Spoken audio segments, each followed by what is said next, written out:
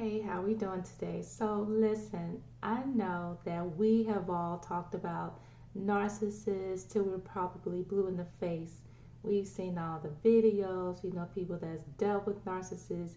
You probably dealt with narcissists, all that good stuff, or not so good. But I'm going to approach this from a different perspective today, okay? I'm going to approach this from your perspective, what you turn into, and how you can come out of it. And what, because I'd already said I was going to talk about this in the first place, but what made me decide to talk today is because the other day I was going through my old pictures. I'm trying to, clear out, files and stuff in my phone. And I came across old pictures, I mean, from like about 10 years ago, almost 10 years ago, not quite that, not that long ago, but like 7, 8, 9 years ago, even 6, right? And I had left narcissistic relationships, and I've also had, and people in my family know who I'm referring to probably, but also dealt with narcissism in the family.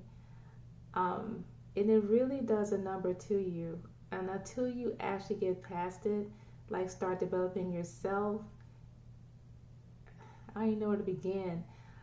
Let me just start here. So I was looking at my pictures, like how you just like, I'm gonna delete this, I'm gonna delete this. But then I started really looking at myself, and I realized how different I look now. And what I mean by that is, if you look at your old pictures, if you're somebody that's gotten away from a narcissist, like a narcissistic relationship that got kind of ugly, and you were in it for years, whether it was just dating, whether it was marriage, whatever it was, if you look back at your old pictures, you'll notice that you probably were either skinnier or bigger. Your face, you'll notice, looks more tired. Even with a good hairstyle, you'll notice that you don't look like you do now. There's a tiredness behind your eyes, on your face, even the way you dress. Even when you're smiling in the picture, you look, I'm just going to say, I felt like I looked insecure. And I probably was. I don't think I had the confidence that I do now. Now, some things I did, no problem. But then there was still the underlying, I guess, like I said, lack of confidence or not enough confidence. So you probably noticing that about yourself now, or if you've left a relationship like that, and I'm thinking of someone else as I say this, you probably notice how much happier you are, how much more sleep you get, how you're able to think more clearly because there's not somebody interrupting your thoughts with, something stupid. And when I say stupid, I mean, it could be like an argument they just come up with from out of nowhere, or hey, let's do this, I need you to do this for me. And you're like, you see, I'm over here doing something. Or they just want to up and start an argument. That was one of them that, because I've dealt with two as far as dating and things like that. And one would just want to start an argument for just no apparent reason. And I know other people have dealt with that because they've talked to me about it. But that's really one of those things too. You don't have to deal with that anymore. And maybe that lack of confidence in my face was because you just never know when something's going to come up. You never know what's going to happen next. Subconsciously, you're thinking about it, even though you don't think you are, but you are. Also, like I said, I just looked through those pictures and I was deleting. I made sure to keep some of them so I can always remember, like, this is how you looked at one point. And it's not going to be one of those pictures where if I pull it up, you're like, oh my God, nothing like that. But I see it. And I was talking to a cousin about this the other night, and she said, yeah, the whole family could see it. That's why they hated that particular person I was with at the time, right? But I noticed that my face is more round now. I look healthy. My whole body overall looks more healthy. It just changes you.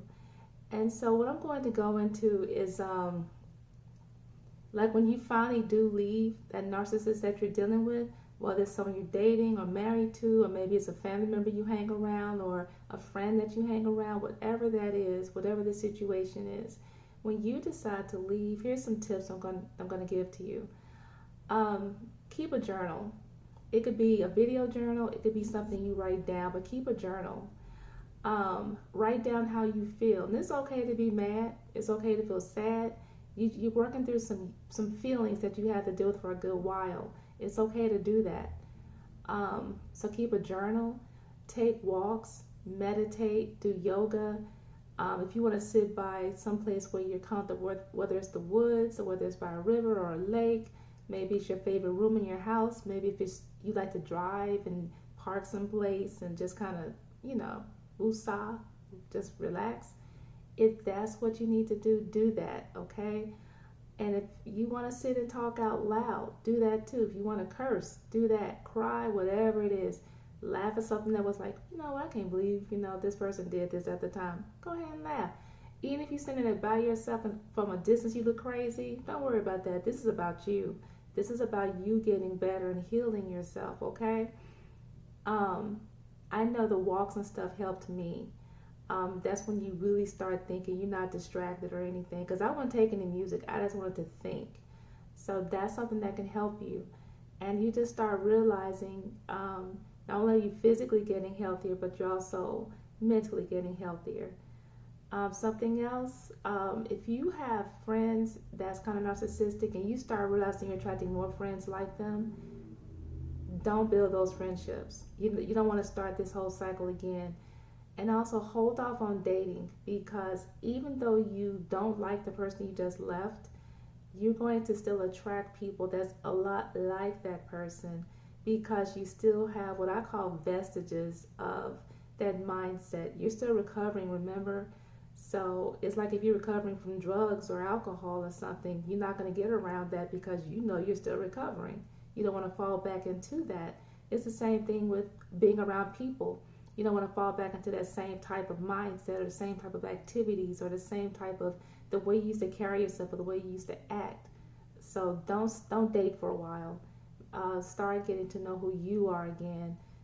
Start being friends with people that you know are healthy people, but you normally wouldn't be around, but you should. Start letting yourself be drawn more to those kind of friends. And as far as dating, yeah, if you are seeing somebody that's like, they remind me of somebody, it feels so familiar, run. That's the one you don't need to go to. You don't need to get with anybody else until you're healed. So when you start realizing that you're attracted to people that's nothing like who you used to be with, slowly date.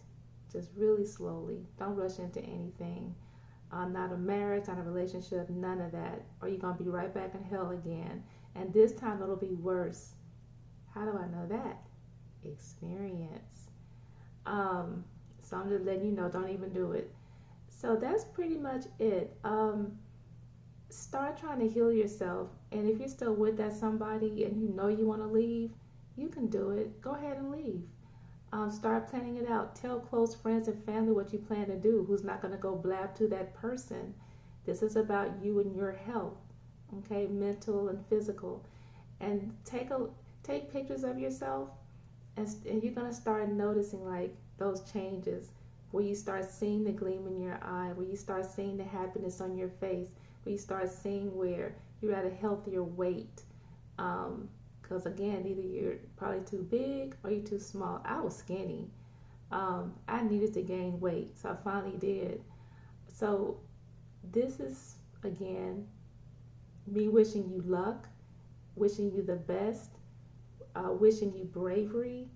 I'm thinking of a family member right now who just left that situation probably a little over a year ago, and I'm proud of her.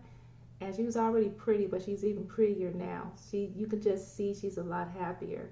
And I wish that same thing for you, okay?